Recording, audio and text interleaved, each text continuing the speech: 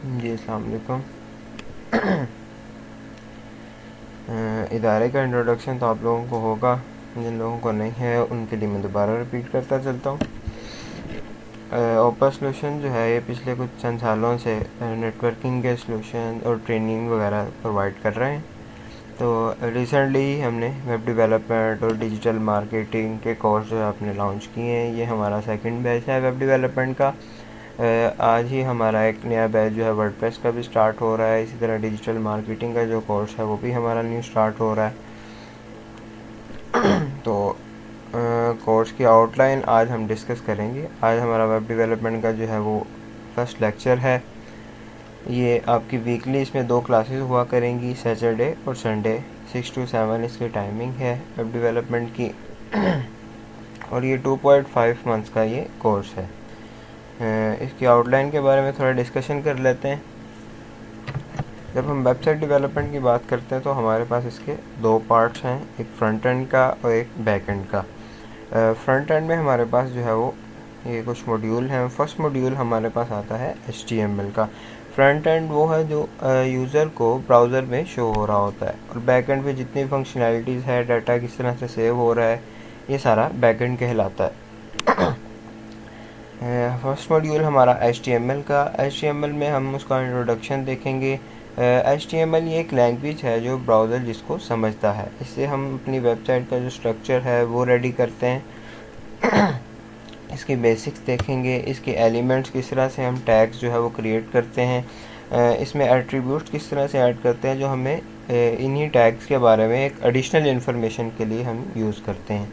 HTML में headings को हम किस तरह से डिक्लेयर कर सकते हैं, पैराग्राफ्स को किस तरह से हम एक HTML में लिख सकते हैं, HTML में स्टाइलिंग किस तरह से की जा सकती है, फॉर्मेटिंग अगर टेक्स्ट की हम करना चाहें, फॉर एग्जांपल अगर बोल्ड करना चाह रहे हैं किसी टेक्स्ट को, इटालिक स्टाइल में करना चाह रहे हैं, या उसका स्टाइल जो है फ़ॉन्ट का वो चेंज करना चाह रहे हैं, तो ये सारा फॉर्मेटिंग में आएगा। इसी तरह HTML में अगर हमने CSS लिंक करनी हो, या लिंक्स ऐड करने हो, इमेज ऐड करनी है वेब पेज पे, या फेव आइकन ऐड करना है। फेव आइकन ये हमारे पास ब्राउज़र में जो टॉप पे बार आ रही होती है, इसको फेव आइकन बोलते हैं। इसी तरह HTML में टेबल्स अगर हम ऐड करना चाह रहे हैं वो किस तरह से करेंगे, कुछ आइटम्स की लिस्ट अगर हम बनाना चाहते हैं HTML में तो वो किस तरह से की जा सकती है। HTML में डिफरेंट ब्लॉक्स अगर हम क्रिएट करना चाह रहे हैं, किसी और वेबसाइट को हम अपनी वेबसाइट पर एम्बेड करना चाह रहे हैं कि हमारी वेबसाइट पर उस वेबसाइट का कुछ पार्ट शो हो, तो वो हम आई फ्रेम के थ्रू किस तरह से कर सकते हैं। फ़ाइल का पाथ देने का तरीका, कि फ़ाइल को जब पाथ देते हैं तो किस तरह से हम एक पूरा फ़ाइल का पाथ देंगे URL के स्ट्रक्चर में। इसी तरह HTML के हमारे पास 2 पार्ट्स होते हैं, एक तो हेड होता है और एक बॉडी। तो हेड के बारे में पढ़ेंगे कि हेड में हम क्या क्या चीज़ें लिखते हैं, क्या क्या वहाँ पे हम टैग्स ऐड कर सकते हैं। इस तरह HTML में सिंबल अगर हम ऐड करना चाहें तो वो किस तरह से किया जा सकते हैं। इमोजीज़ वगैरह अगर ऐड करना चाहें वेब पे वो किस तरह से की जा सकती हैं। इस तरह HTML में अगर हम फॉर्म्स क्रिएट करना चाहें, डाटा इनपुट लेने के लिए यूज़र से हम फॉर्म को यूज़ करते हैं, तो देखेंगे कि फॉर्म किस तरह से क्रिएट कर सकते हैं। इसी तरह फॉर्म में डिफरेंट इनपुट टाइप्स होंगी, वो इनपुट टाइप्स के बारे में पढ़ेंगे। उसके बाद आता है हमारा मल्टीमीडिया।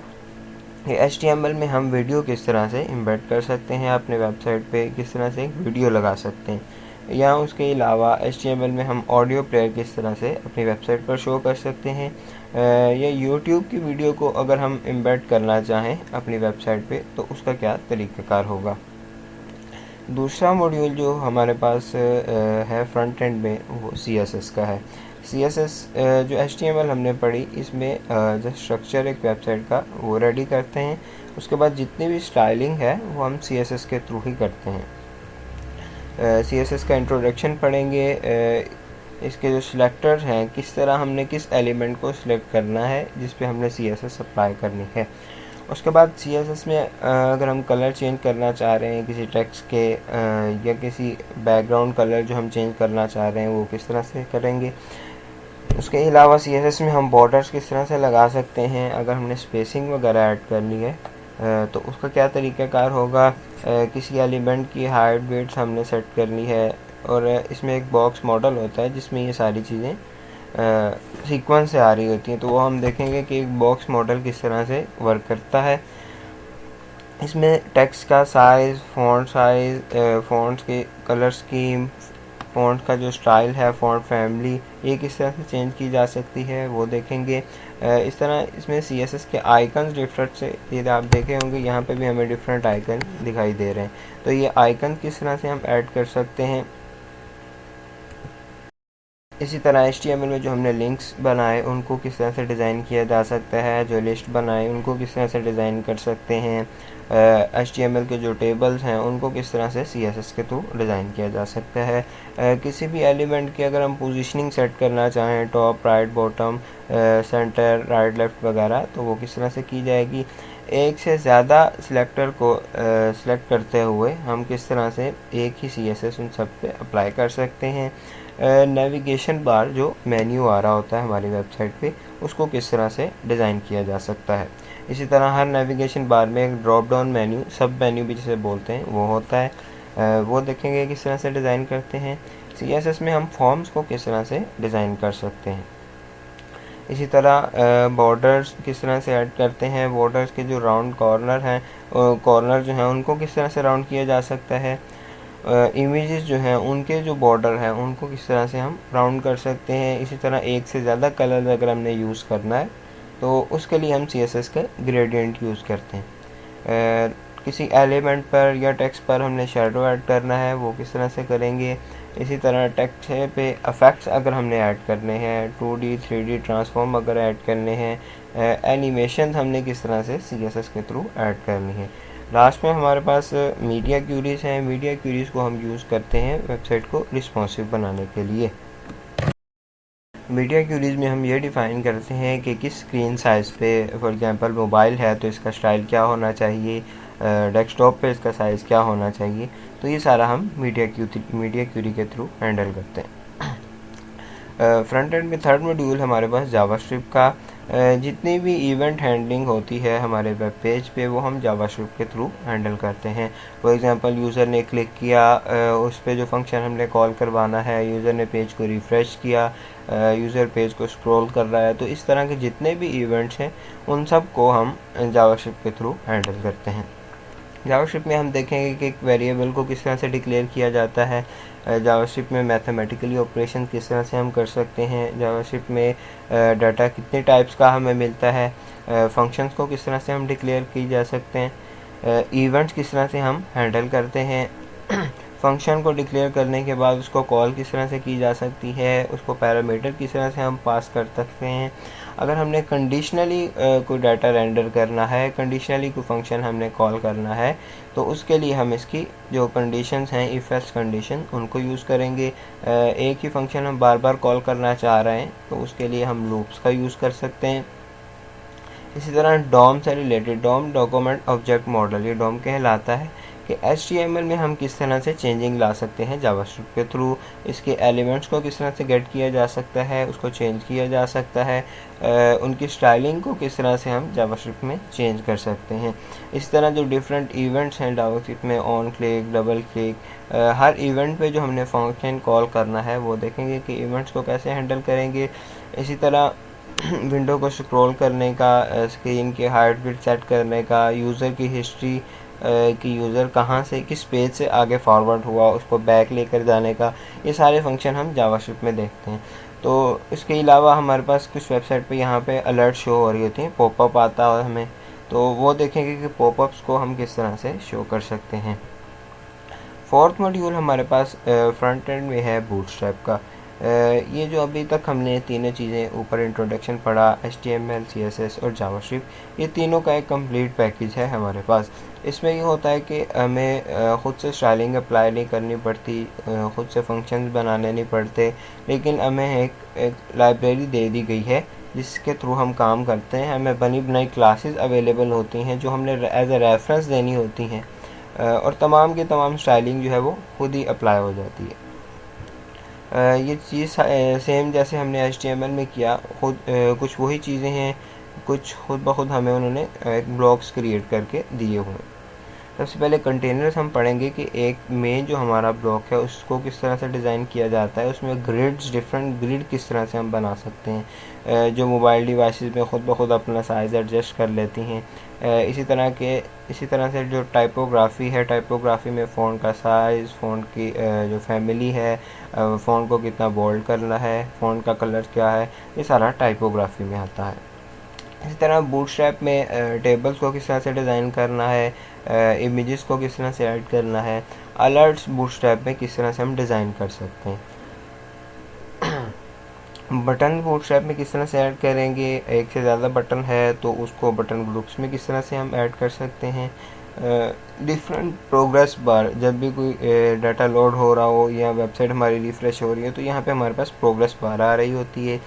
उसके अलावा स्पिनर भी चल रहे होते हैं जिसको हम रिफ़्रेश बोल सकते हैं।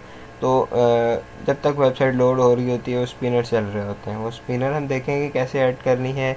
बूटस्ट्रैप के कार्ड किस तरह से यूज़ करना है। कार्ड किसी भी डाटा को मैप करने के लिए, आपने देखा होगा कि डिफरेंट वेबसाइट पर प्रोडक्ट्स आपको एक कार्ड की सूरत में शो हो रही होती है, तो उसको एक कार्ड बोलते हैं। उस कार्ड पे हम प्रोडक्ट का डाटा शो करवा रहे होते हैं।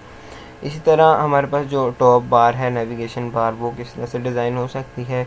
क्राउजल, हर वेबसाइट के मेन पेज पे स्लाइडर चल रहे होते हैं तो उनको क्राउजल बोलते हैं, तो वो देखेंगे वो किस तरह से डिज़ाइन कर सकते हैं। इसी तरह हमारे पास डिफरेंट जो आइटम है, फॉर्म को हम किस तरह से डिज़ाइन कर सकते हैं। फॉर्म में डिफरेंट इनपुट टाइप्स हैं, ड्रॉप डाउन मेन्यू है, चेक बॉक्स है, रेडियो बटन्स हैं, उनको किस तरह से डिज़ाइन किया जा सकता है।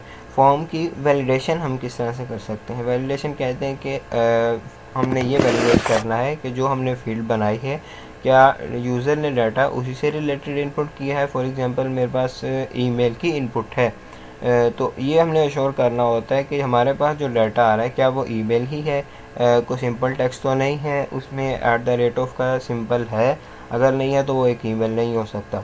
तो ये वैलिडेशन करने के लिए हम बूटस्ट्रैप को भी यूज़ करते हैं। यहाँ पर हमारा जो है वो फ्रंट एंड कंप्लीट हो गया। अब हमारा जो ये मॉड्यूल है ये बैक एंड का है। इस कोर्स में जो बैकएंड के लिए हम लैंग्वेज यूज़ करेंगे वो PHP है। PHP में हम देखेंगे कि किस तरह से हम वेरिएबल्स को डिक्लेयर कर सकते हैं, इसमें डाटा की कितनी टाइप्स होती हैं, अरेज वगैरह को किस तरह हैंडल किया जाता है, मैथमेटिकली जो ऑपरेशंस हैं वो किस तरह से हम यहाँ पे कर सकते हैं। इसमें भी सेम, अगर हम कंडीशनली कोई फंक्शन कॉल करना चाह रहे हैं तो वो किस तरह से इफ एल्स की कंडीशन में करेंगे।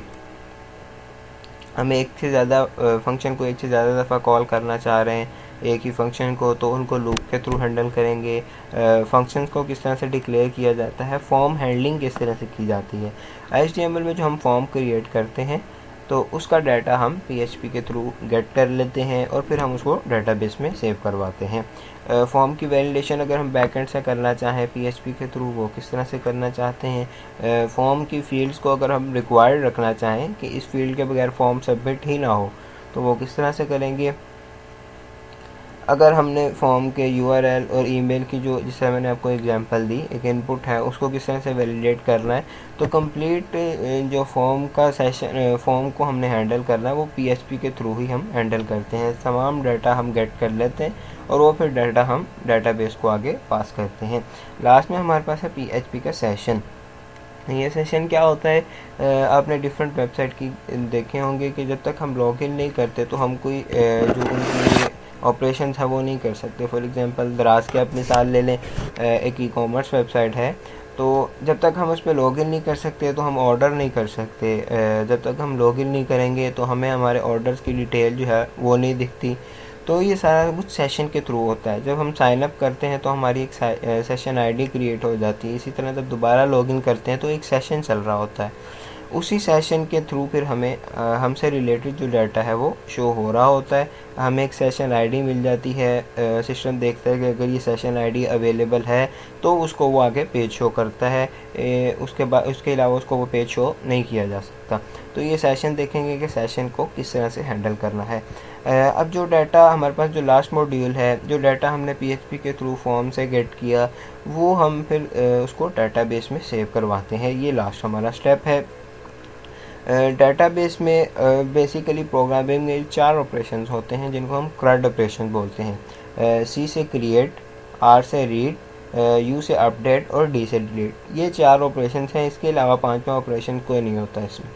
तो डेटाबेस में भी सेम ये 4 ऑपरेशंस होते हैं कि जो डाटा हमारे पास आया या तो हम उसको ऐड कर रहे हैं, अगर ऐड पुराना है डाटा तो उसको हम एडिट कर रहे हैं, या उसको हम यूज़र को शो करवा रहे हैं, रीड कर रहे हैं उसको, यूज़र को शो करवा रहे हैं, या उसको हम डिलीट कर रहे हैं। ये 4 ऑपरेशंस हैं। तो इसमें हम देखेंगे कि MySQL में क्यूरीज के थ्रू हम ये सारा कुछ किस तरह से कर सकते हैं। डेटाबेस से हम टेबल्स के थ्रू किस तरह से डाटा गेट कर सकते हैं, कंडीशनली कैसे गेट कर सकते हैं, ऑर्डर्स में अगर हम सॉर्टिंग करना चाहें उसकी डाटे की तो किस तरह से की जा सकती है, अगर हम वैल्यू इंसर्ट करना चाह रहे हैं, एक नई फील्ड जो है इनपुट करना चाह रहे हैं डाटाबेस के अंदर, वो किस तरह से करेंगे, जो ऑलरेडी डाटा अवेलेबल है उसको अपडेट किस तरह से किया जा सकता है।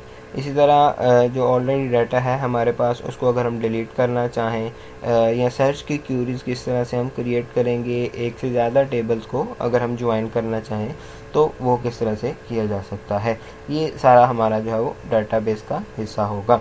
तो ये हमारे जो लास्ट 2 पार्ट्स हैं ये बैकएंड से रिलेटेड है। फर्स्ट जो हमारे पार्ट्स थे ये सारे फ्रंट एंड से रिलेटेड थे।